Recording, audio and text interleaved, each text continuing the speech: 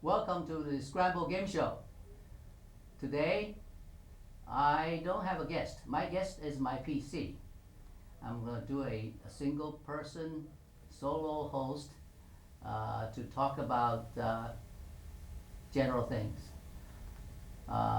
You remember one time I had done a solo session about my new venture into writing a column for a bunch of small newspapers. And that time, as probably many months ago, I explained my motive.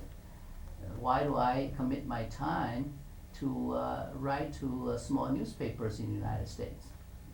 And my column, I named it as mainstream and organic. Now, I explained the title, why I call it mainstream and organic, because I feel that in the United States, we are given this freedom of speech guaranteed by the Constitution, and our media certainly is flourishing with lots of sort of publications in various media, from television, newspaper, magazines, radio, and so on and so forth. Now with internet, we are not really short of sort of messages and information from the media. But on the other hand, my experience, my personal experience, and many people I talk to, we feel that our so-called mainstream media, which is the dominating media, like television, major channel, and major newspapers, they are reaching at least millions of people by their subscriptions and so on. They seem to have dominated the media, particularly news media, in a way people almost felt natural and taken for granted.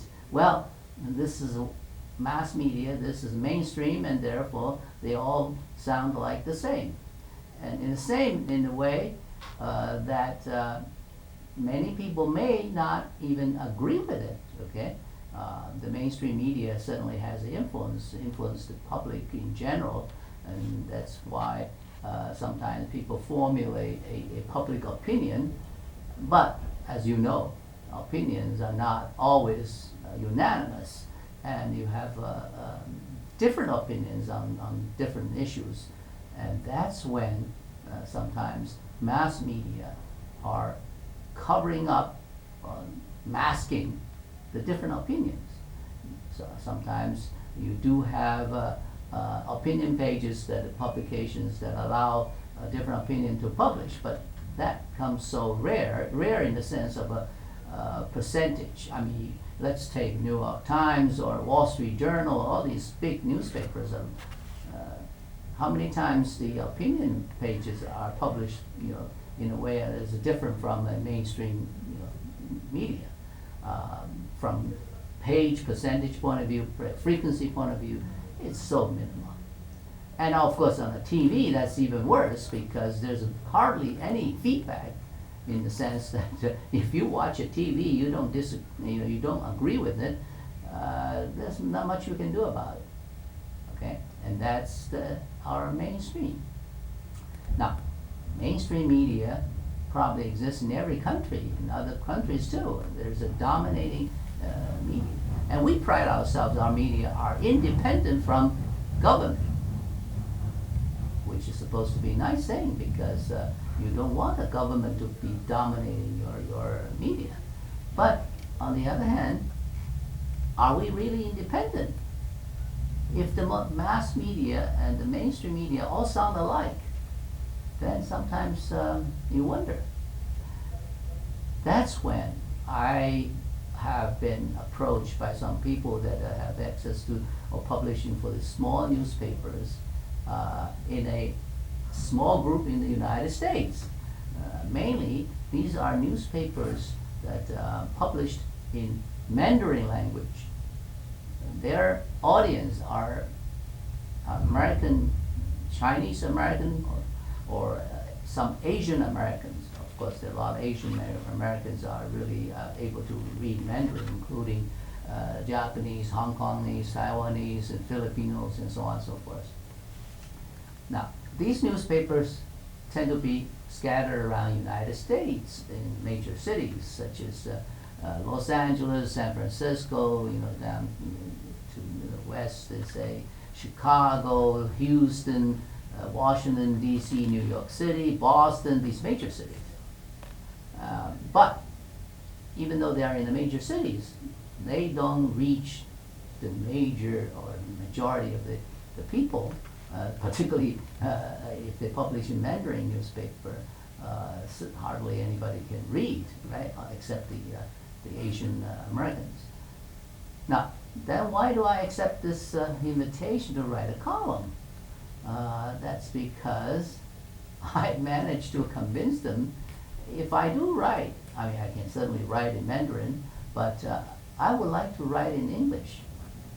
I would like to write in English that is published in these Mandarin newspaper as English articles.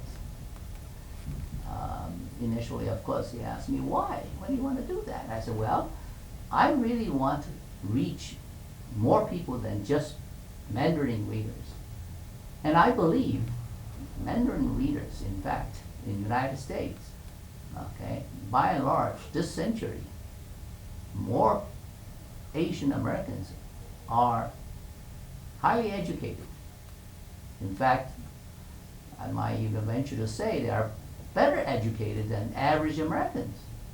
If you look at their, say, credentials in education, in terms of number of PhDs and master's degrees and bachelor's degrees and so on.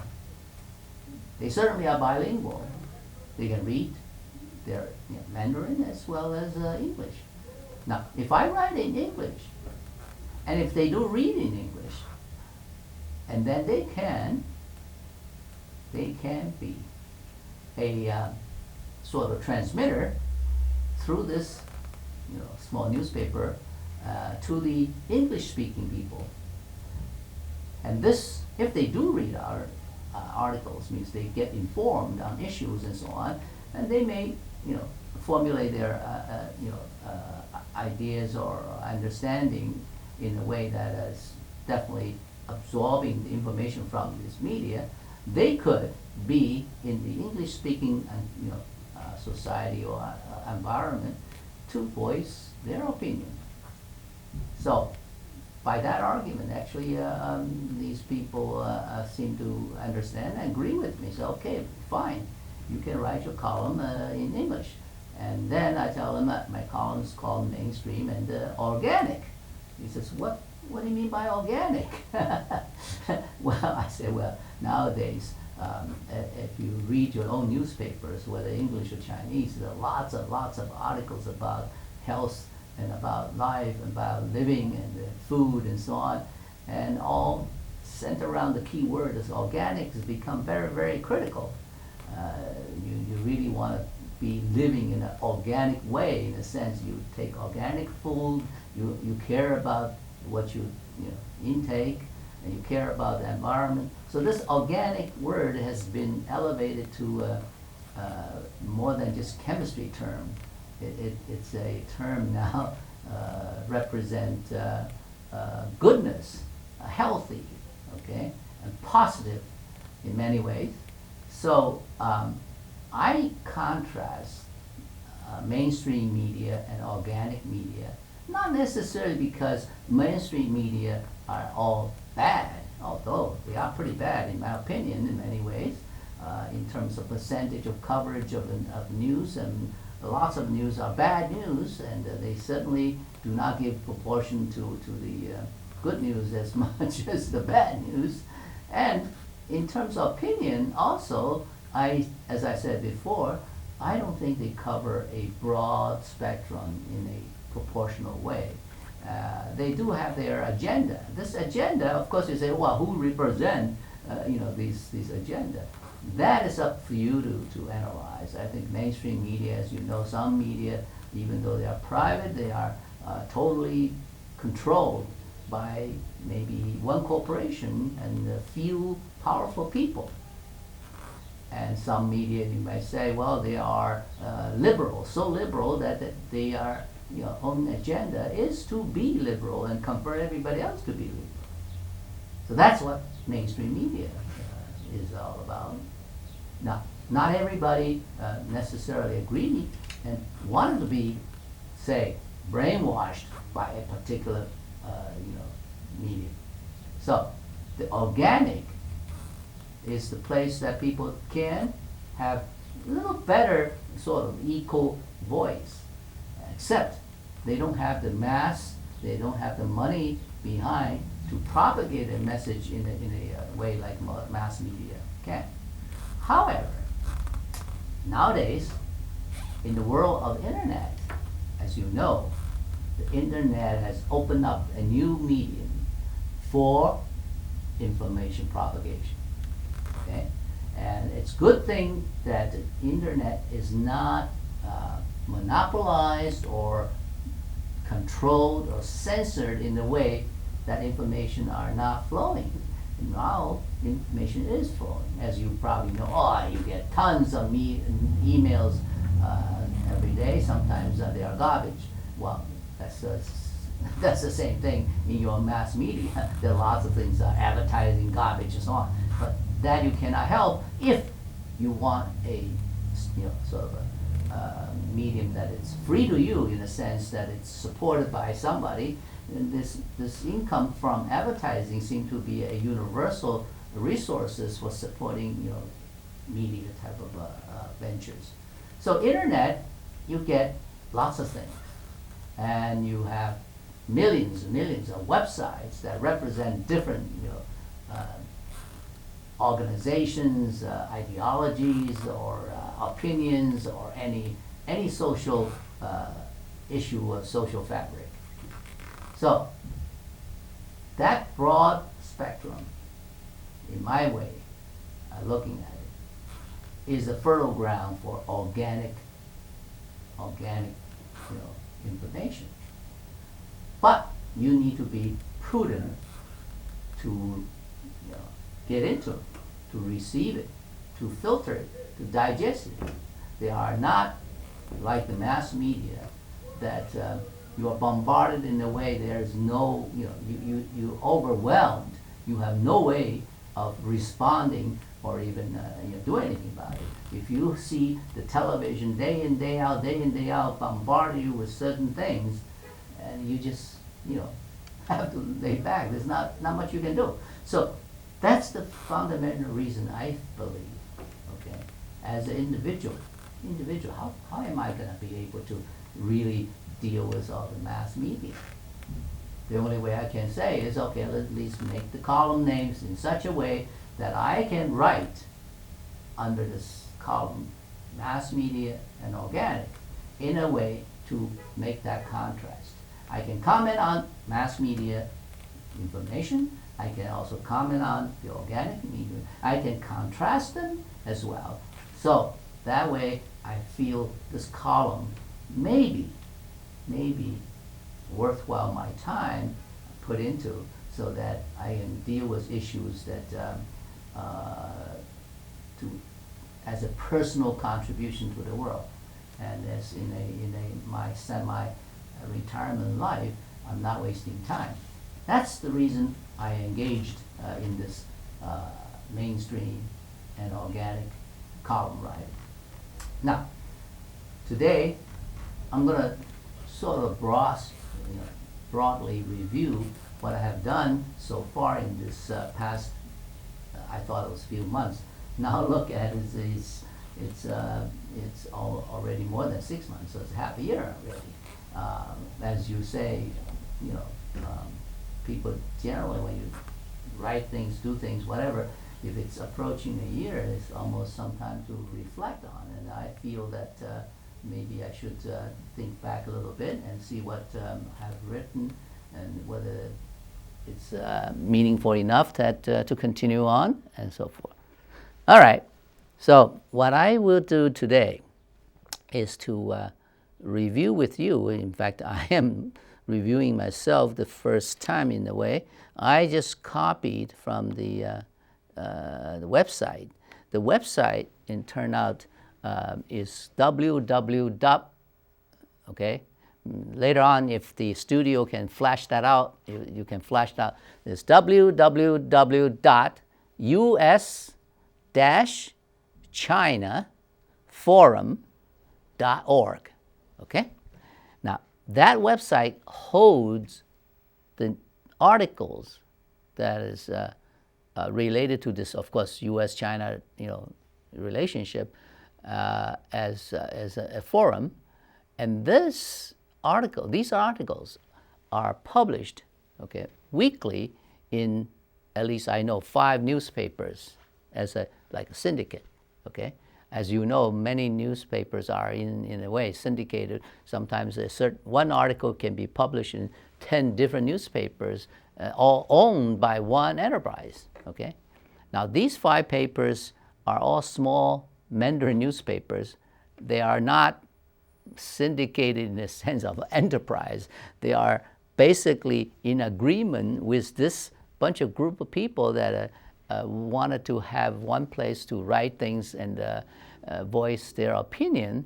And they basically convinced them that instead of we sending articles to you one by one randomly, so on, maybe we should send you on a weekly basis. We collect them and we do the sort of a editorial work to get all these things, collected and typo, eliminated and so on, and formatted in a newspaper format of 1 page. As you know, newspaper have many, many pages, and every week, 1 page is devoted to this U.S.-China forum. So these papers agreed then to this organization, which is US-China-Forum.org, a bunch of volunteers. To them will be a nice thing because they do one collection of papers in 1 week, then send to all 5 papers, and the 5 papers publish them, and from I guess it was Washington, Los Angeles, or Houston, Chicago, New York, or some these papers. Then they reach broader, recipients. Now, I write my column for this group of people, and it's called Mainstream Media. Now, in this, let's see, if I don't think I have an internet connection in this studio, so therefore, on my computer, this may not really open to the website, okay? For example, this top line here shows on my computer is the last week's edition published on April 26. In this issue, there are a bunch of papers, including an English article. Let's see whether, yeah, okay, I'm sorry. There's no no internet connection, so I cannot open this link. But this is the way, if you do go into us-chinaforum.org, they will have a menu, one button, it says weekly publications, and you click that, it comes out this long string of sort of a dated list here from April 26, which is last week, all the way down to their beginning. Okay, let's first see at what time they started this whole thing. They started in August 17 as the first issue. Okay, so now it's number 37, which means if it's weekly, certainly more than 6 months, all right? 26 weeks, a half year is a half year, and this is 37 already, okay? And this today, or next, or tomorrow, rather, it will be a May issue, so that will be 38, okay? Now, these all the publications. So if you go into that website and click, you will get these articles. Now, when they show this date and issue, they highlighted the English article, which is very nice of them to do because my article is in English and there's a bunch of other articles are in Mandarin. So they do not show their titles of the articles because there are 5 or 6, maybe even Mandarin articles. There's no space for this list. So for this list, mainly for a issue and date purposes, they added the English, which is very nice, okay, very nice for people who are English readers and wanted to read what is these Asian Americans living in the United States think about, feel about the world affairs, international affairs, particularly the U.S.-China relationship. As we know today in the mass media, there's lots and lots of news about U.S. and China. But by and large, if you don't read every day, or you do read every day, very easily come away from the mass media one impression. Are we preparing to have a war with China?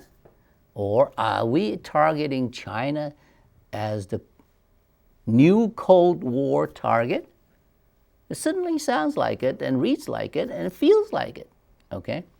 Now, as experienced people that, in the last, say, experience means you are older than, say, 20 years, 30 years, the Cold War between United States and Soviet Union, all right, how it sort of came about, how it was sort of staged, and how it ended, and so on. It wasn't very nice in a way that it's lots of tension for a long time. Even though at the end the Soviet collapsed, it doesn't mean that there is anything really, really accomplished. I mean, in a sense, okay. We certainly do not want to have conflict in a way is like one country or one group of country must conquer the other group of country. And that is certainly not good for the world peace. And even recently, as we know, after Cold War ended and so on, and the Russia is still being considered as, a sort of enemy because, the situation in Ukraine and Crimea and so on, it makes one wonder. The Cold War has never even ended, okay? And now, certainly from the mass media, you hear and you see that the articles about the Chinese in Asia rising up as a major economic sort of power, as well as a military power. Therefore, United States is having a pivot to Asia, strategy, and to try to align with partners circling around China Sea, so that it makes China sort of surrounded and circled. I mean, just like trying to contain Russia to be a land country, do not let them come out. But still, as we know, the Russians' submarines and the navies is trying to get through anyway, right? So, in this context, this bunch of volunteers in the United States as American citizens feel they have an obligation to really sort of face this issue. Should China be targeted as a Cold War enemy? Should U.S. and China sort of walk down a path of a confrontation? And many people actually feel very differently from the mass media's sort of a bombardment of messages. And these messages, okay, tend to be created by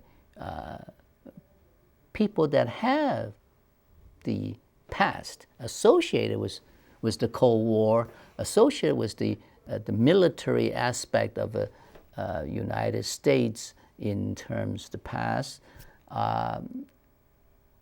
makes one wonder, is that an old habit, or is some kind of an inertia that makes these people hunger for a new target and hunger for a new sort of arena so that this confrontation can continue on?